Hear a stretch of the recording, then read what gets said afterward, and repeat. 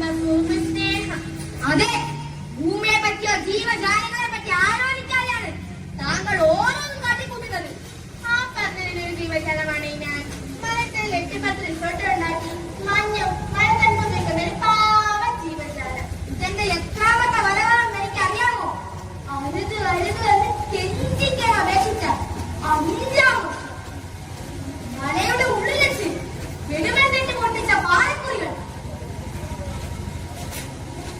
Lorry കയറിപ്പോയ കുന്നുകൾ, നാക്കു വരേണ്ട പുഴകൾ.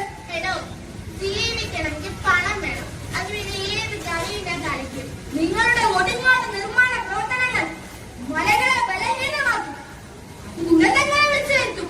വികസനം നടക്കണമെങ്കിൽ പാറകൾ പൊട്ടിക്കണം. വിദേശികളെത്തിയാല് ടൂറിസം മേഖല വളരും. ബസ്റ്റാൻഡ് കൊള്ളിയടിച്ച് പേപ്പർ വെച്ച് വെക്കുന്ന പിച്ചക്കാരായ വിദേശികൾ. അവർക്ക് സർക്കാർ റിസോർട്ട് തന്നെ വേണം. ഞാൻ സാമൂഹ്യ പ്രവർത്തനമാണ് ചെയ്യുന്നത്. മലകളെ തുറന്ന് വനങ്ങളെ മറന്ന് പുഴകളെ വിഷമയമാക്കുമ്പോൾ അനന്തോട് തലമുറയ്ക്കുള്ള സമ്പത്താണ് നിങ്ങൾ ഇല്ലാതാക്കുന്നത്.